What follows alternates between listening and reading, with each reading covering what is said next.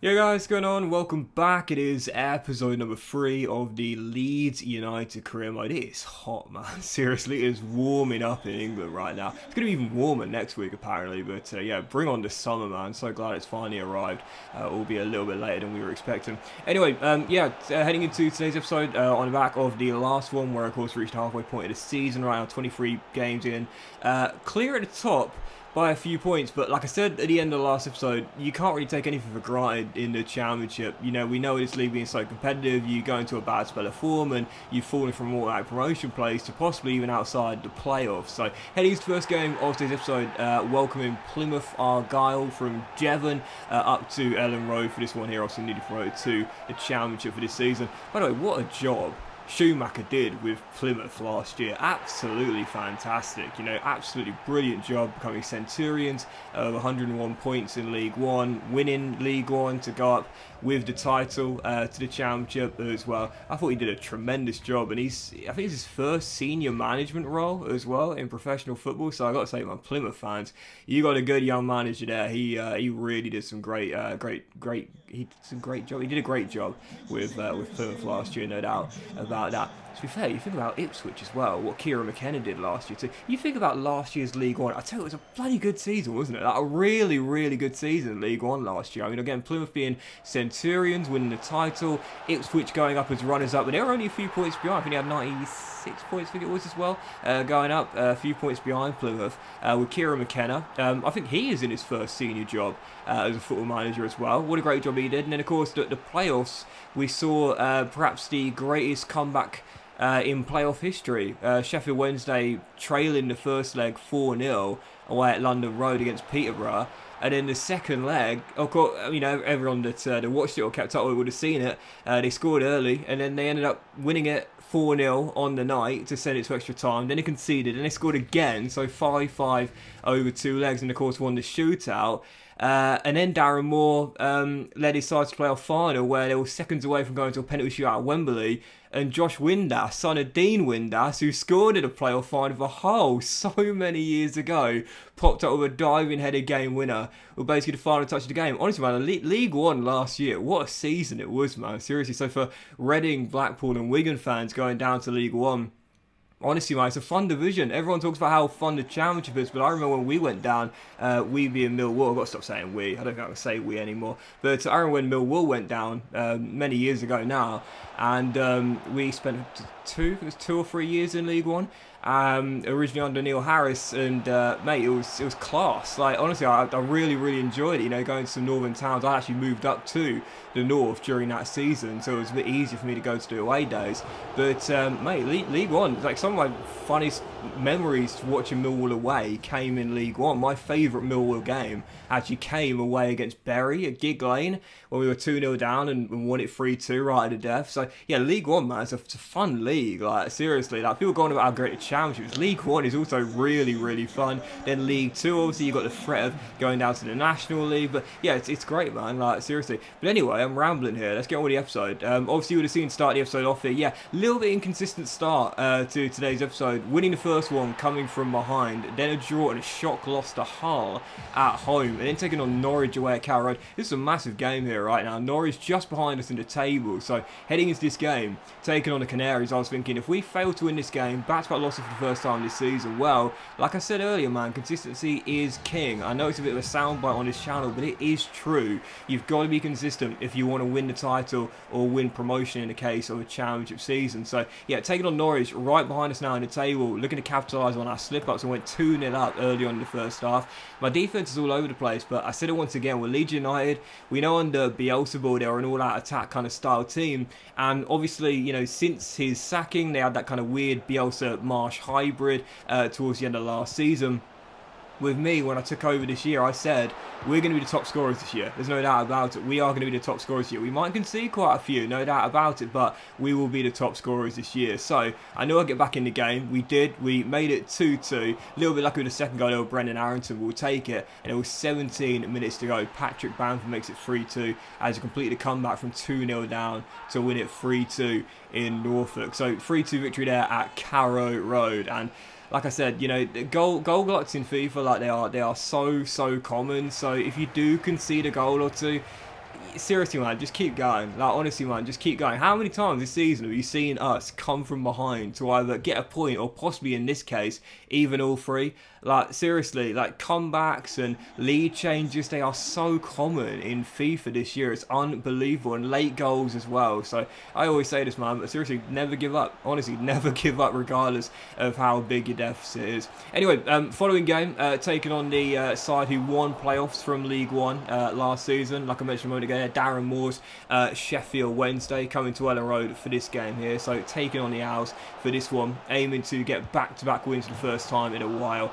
Magnet stuck in the ball in this game, hit the woodwork twice in the game, was getting tons and tons and tons of shots on the Owls goal. We just couldn't find a breakthrough, but that saying, persistence pays off. I knew at some point we would find a breakthrough, and with 17 minutes to go, oh, what a run by Crescencio Somerville, the young Dutch under-21 winger, stepping in from the left-hand side and finessing it in to the far corner. He's been pretty solid for me this year. You know, I said I was going to keep him. I wasn't going to sell him because I can't see him staying in the Championship next year, despite Leeds going for a big rebuild this summer, or so we think will happen. I decided to keep him because I think he will stay at Leeds for next year as well. He's got 5 goals and 22 for me. That's pretty decent there for the youngster, only 21 years old. So Somerville finally breaks deadlock, and we finally have the lead, and then deep into stoppage time, Dan James scores with the final kick of the game to wrap it up. I swear, stoppage time really does need to be addressed by EA for the next version of the game. I mean, it's not just an offline issue, it's online as well. Ultimate Team, head-to-head seasons, it's the same. Like, seriously, it is the same. Stoppage time just goes on for way longer than the allocated minutes. And, you know, I'm always quick to point out, you know, it's a minimum of, that's the phrase, it's a minimum of 2, 3, 4 minutes, for example. How many times have you gone into a game, there's like a minute or two of stoppage time, and you either score or concede a goal, like, in the 6th minute? It's a bit too much, man. Feels like we're back in Qatar. But, anyway, yeah, following that, you would have seen there, the transfer window is now open, but yeah, I ain't gonna do much in this January window, if anything, really. Like, I'm totally happy with the team right now. We're still top of the table, despite what had been a little mini slip up in form, as the gap at the top was now cut to 5. But we're still top, 28 games in, 18 games to go. And whilst we still got tons of money, like over £60 million in the budget, like I said, this save, we're trying to keep it realistic. We're trying to do the realistic rebuild in this first season with Leeds United. Like, I could go and sign some of the best wonder kids in the game right now. We ain't going to do that. We want to keep it realistic, and right now the team is looking very realistic indeed. So, no need to change things whilst we're top, and also we want to keep it realistic as well. So, following game, FA Cup third round trip to St Mary's, taking on Southampton, fellow relegated side to the Championship. We're taking them on the cup here. Had a mixture of starters and fringe players out there for this game here, because as I mentioned before, like the cup run, it can be quite nice. You know, it can be really quite nice for a football league side, going quite far in the cup. Sometimes getting a chance to take on some of the big boys in the Premier League as well, either home or away. But the cups will still be not even considered as important in the first season with Leeds United. It's all about promotion to the Premier League and trying to stay where we are right now in the top 2. So yeah, I had a mixture of starters and bench players out there. Actually, it would have worked really early on once again, but lost the game by 3-0. Thought that was one of those games where like the scoreline was a little bit deceptive. Didn't actually play that badly, to be honest with you there, but still lost the game by 3-0, and our progress ends in the cup straight away. Didn't care one bit though. Did not care one bit, because I knew heading into the following game we'd travel to South Wales, Swansea City, taking them on at the Swansea.com stadium, or what will always be known as the Liberty for me, taking them on away in South Wales. We could bounce back here with a win. Would not mind one bit that the Saints dumps out of the cup. 7 minutes in, perfect start. Voba, man, I'm so glad I kept him as well. Honestly, man, he scored 4 goals for me this season in 24 games. He's averaging 1 in 6. That's pretty impressive for a centre-half, isn't it? So Voba heads us into a lead here. I think he's one of the players that will stay at Leeds as well. You know, you talk about who's going to be going, and oh yeah, I forgot about this. 16 minutes in, there he's the contender for goal of the season. When I signed him, I said, this guy can strike him from range, man. He's a bit of a sniper. Matt O'Reilly, that was absolutely class there from our new number 8 from Celtic in the summer. That, I would say, is my best goal of the season so far, that one there. Taking aim from 25, 27, 28 yards maybe, and absolutely levers it into the top corner. That is a beauty of a goal from the young Danish under-21 international. So, Yeah, Swansea 0, Leeds 2. But yeah, for Leeds for next season, it's interesting to kind of try and work out who you think's going to go or who's going to stay. Like I said before, I think there are certs to go. Tyler Adams and Jack Harrison. And obviously Weston McKennie. I said before, I said, was it after war? I said, if McKennie stays, I'll buy a Leeds season ticket. I mean it. I mean this right now. Guys, hold me to this. Clip this part of the video and keep it if you really believe this might happen. I will genuinely buy or attempt to buy a Leeds United season ticket if Weston McKennie's back there next year on a permanent deal. 0% chance. There's more of a chance of me ending up with Megan Thee Stallion. And now Romelu Lukaku's got his hands around her waist. I've got even less chance, but even so. Obviously Adams and Harrison, I think, are definitely going to go. Nonto is, I think, definitely going to go as well. I do think Sinistero will go as well, to be honest, too. But there are a few players I still could see staying, and I think Voba is one of them. I think Voba, young centre-half coming in, I think he'll stay. He's a really good young defender, but I think he will stay at Leeds next year for the rebuild. And that's the thing, everyone's talking about this Leeds United team, about how it's going to get completely picked apart in this summer window, but it is actually, I think people forget, this Leeds team does have quite a bit of depth to it, to be fair. And I do believe they will keep hold of quite a few of the players that have been rumoured to leave as well. Again, there's still question marks over whether Melier will go. Like I said, Somerville earlier as well. I do think Brendan Aronson will go, but I would like to see him stay. I think he'll go, but I'd like to see him stay. He literally needs to get himself in the gym and get on that creatine cycle, because the dude is so weak, but I'd love to see him bulk up, beef up, and try and compete in the championship physically for next year at Leeds, but I do think he'll go, to be fair. But there's still a few players that might well end up staying. Patrick Bamford, like I said, I think he's definitely going to stay for next year. I think that would be great as well. Question marks are what's going to happen, obviously, with the players out on loan. Cody Drama getting promoted with Luton Town. Is he going to come back to Leeds for next year? Will they want to let him go? Or will they sell him on permanently? I know it's not just Luton that are interested in Drama for next season, but will he come back? Will he stay? That'll add some quality as well. There's a lot of people saying how for Leeds next year, they're gonna really struggle to bounce back. They might well have a hard rebuild, a big rebuild, and struggle to bounce back. Might become like a mid-table championship side, and really struggle to get back to the top tier. Well, I think what you need to remember, and this is why for Leeds United, I think this is a really exciting time for the club as well, is that look what happened with Burnley Football Club, and they are a brilliant example of how to bounce back, even though they went for a rebuild. We thrashed Watford here 4-0, by the way. It's probably my best game of the season so far. Thrashed Watford, was so good defensively, and really leaped in front of goal as well. Bamford got my 4th goal. Harrison with 2 and O'Reilly with another as well. And speaking of Brendan Harrison, I've changed him to right mid as well. Obviously with Leeds, we're not playing with CAMs, and like I said, he's too weak to be a natural CM in my team, so I'm going to change him to a right midfielder with great energy, great stamina, got a bit of pace about him as well, so going to try and turn him into a really good, energetic, wide-sided player for me on that right-hand side. But yeah, Burnley are such a class example of that, man. Like, seriously, they went down, obviously, 2 years ago. Sean Dyche, who's been there for so many years, done a tremendous job with the club. Then was let go. Mike Jackson, interim manager, couldn't keep them up. And then in the summer, all the departures, mate. Seriously, Ben Mee, James Tarkowski, Dwight McNeil, lots and lots and lots of players. I could be here all day, Nick Pope, so on and so forth. Loads and loads of players that went back to the Premier League, and, core players that went, and Burnley needed a reset. They hired Vincent Kompany, coming in from Anderlecht, first senior job in English football. And they were absolutely phenomenal last year. Absolutely brilliant. They assembled a new core, a young core of really exciting talent.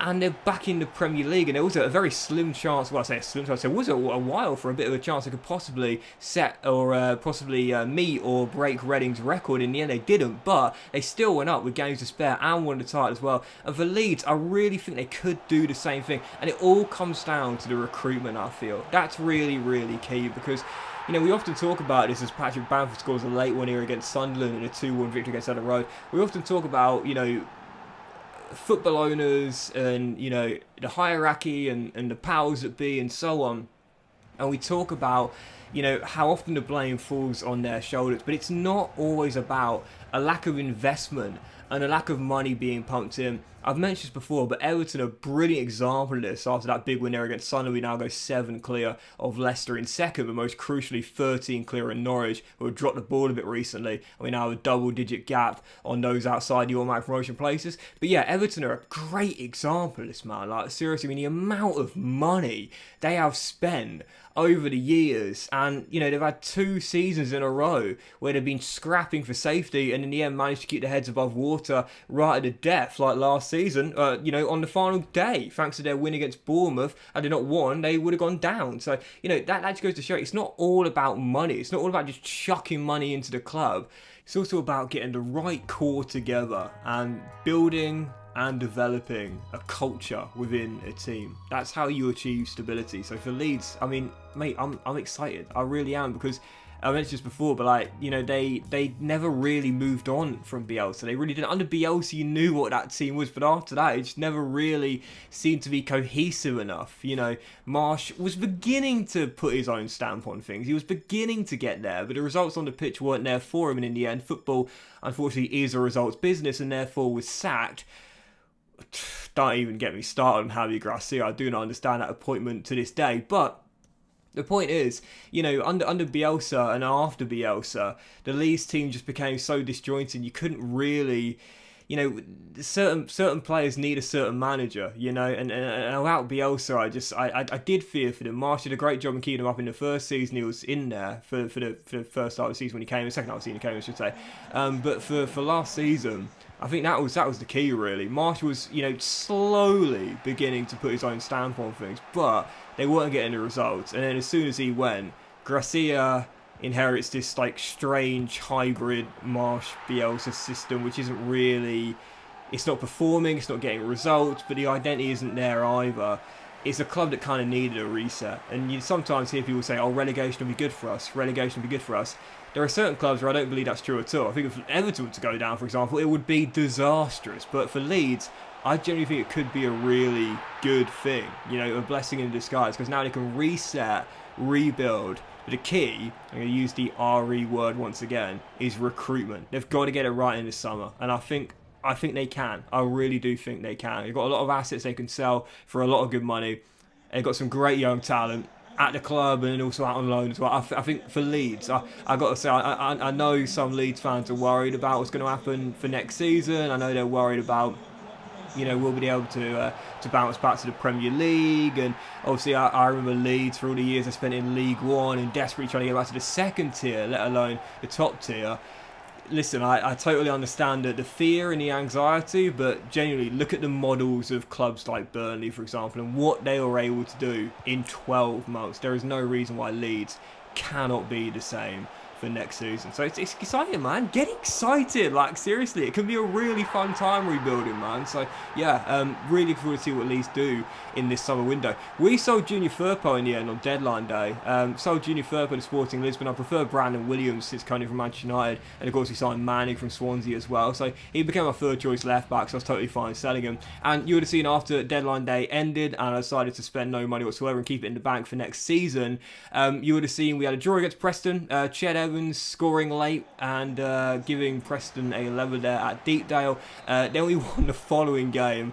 The second goal, mate, that deflection was just, I don't know what happened there, but seriously, we'll take it. And for the following game, aiming to keep the winning run going, sorry to say the unbeaten run going, taking on Ipswich, Kieran McKenna's side, tracked the boys at Portman Road, heading into the game. Well, how many times have I hit the woodwork recently, man? Seriously, another time there, Matt O'Reilly striking the crossbar, and then bang, 3 minutes after the restart, Voba. Tell you what, talk about underrated players. He's been amazing for me this year, man. Seriously, I know that Bamford and Dan James are my top 2 scorers. Matt O'Reilly scored some great goals as well. Some of you on that left-hand side. Voba's been class for me this year, getting a few goals and solid defensively as well. So, yeah, big tackle there. Then on the other end, we got at the pitch, and Patrick Bamford gets another one in his pursuit of the challenge at Golden Boot. We take the lead at Portman Road, we're in front, and I was thinking, okay, we had that draw with Preston away at Deepdale, throwing away 2 points right to death, but that old saying, consistency is king.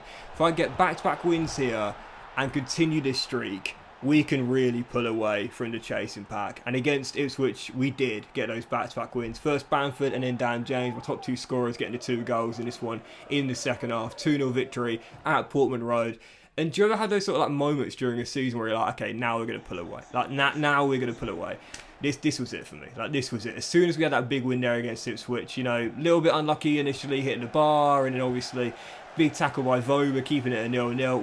Once we scraped through with that 2-0 victory, I was like, okay, this is it now. We are going to pull away. Following game, West Yorkshire derby, Huddersfield Town coming to Ellen Road, and I was like, this is it now. Like, this is where we take the league by the scruff of its neck. We get the separation between Norwich and Leicester, and we assert ourselves as the best team in the division right from kickoff. We can talk about players that are going to stay at Leeds during this rebuild era. This is one guy who I do think will stay, Rasmus Christensen, right back for Leeds, Danish fullback. He signed a 5-year deal. I think it was the start of last season under Jesse Marsh. I think he'll stay. I think Christensen will stay in the Championship. You know, again, he'll have 4 years left on his deal. Very solid right back, very decent, high energy. I think he'll stay.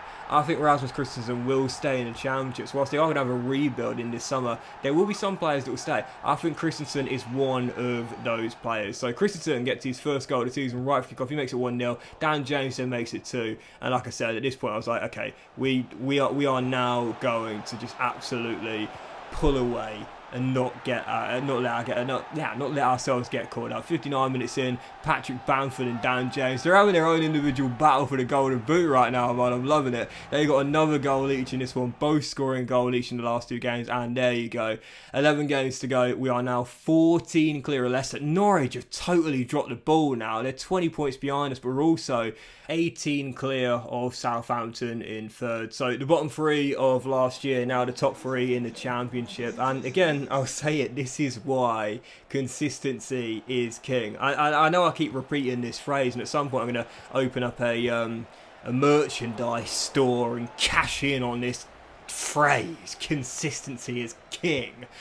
But it is, because I mean, like, you look at it from both sides there. Norwich, I mean, literally, before that game at Carrow Road, I think they were only 4 points behind us, you know, before that game at Carrow Road earlier on this episode. They're now 20.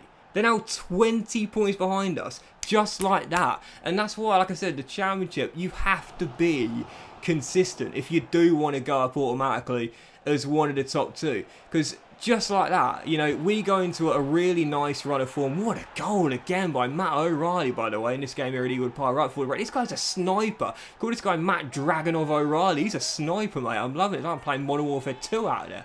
But, yeah, I mean, that's the whole point, consistency. We go on a nice run. We don't drop many points.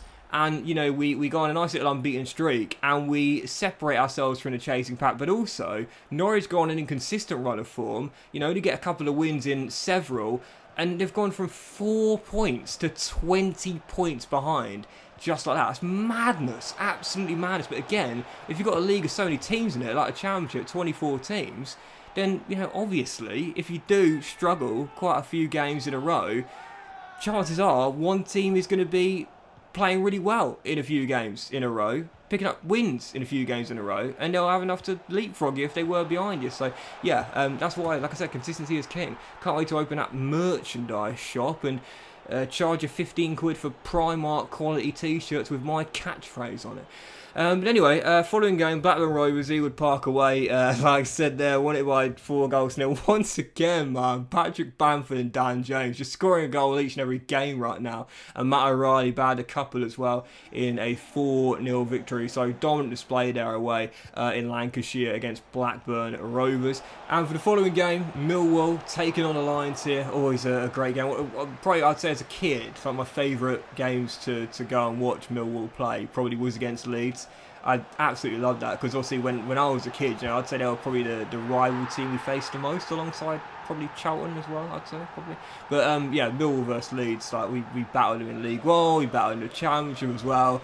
Obviously next year we battle them in the Championship again. I hope one day, you know, we'll get to the Premier League in my lifetime. Never been to the Premier League in my lifetime, but anyway, yeah, Leeds Millwall, always a great game, always so feisty, so fantastic.